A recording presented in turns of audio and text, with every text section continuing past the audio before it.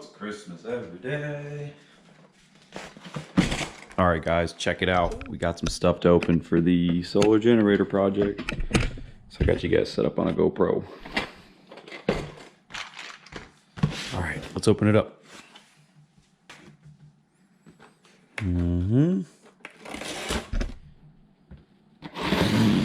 Hopefully I'll get a good angle on the GoPro.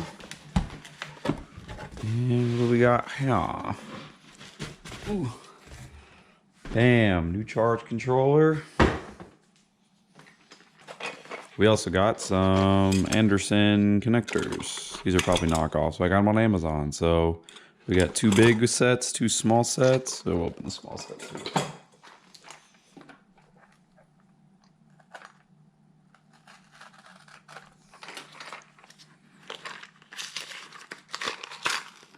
Little small guys, so those are going to be pretty dope.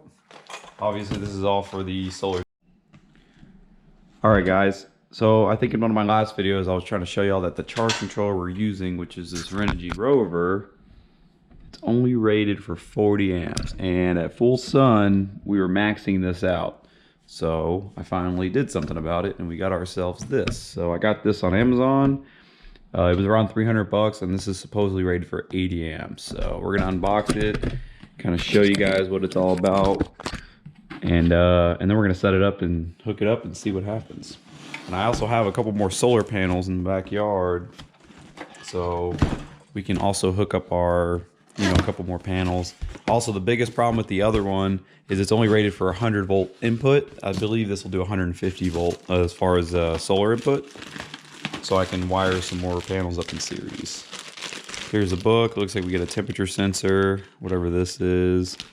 A tiny little screwdriver to mess with stuff. And then we get the unit itself.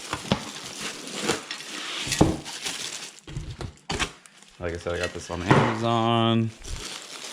It was about 300 bucks.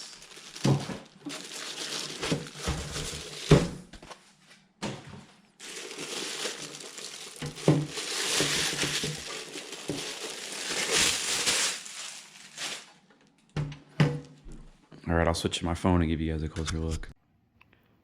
Alright guys, got you guys on the phone. Wanted to give you guys a real close-up of the controller. She looks real nice. It's got a fan. So the other one does not have a fan. This one does, so that's a good thing, I guess. There's your inputs. Nice and beefy looking. It's got a temp sensor, some sort of communication port, maybe for a programming cable that I don't have. So she feels pretty heavy. Ooh. Let's look at the specs real quick. So there's the specs for anyone that's wondering. Focus. So yeah, 80 amps, 12, 24, or 48, 150 volt input, and see, it does 1100 watts on 12 volts, so that's what we're worried about. That one only does 500, so that's a big step up, I think. But yeah, looks pretty nice. So far, the initial quality looks pretty good. I gotta figure out how to get this off. But here's the manual. We'll kind of scroll through that real quick. But anyways, guys, that's going to do it for this video. So like I said, the next video, we're going to install it, test it, and I will show you guys the test results. If it goes up in smoke, you'll see that. And if it works perfectly, you'll see that as well. So thank you very much for watching.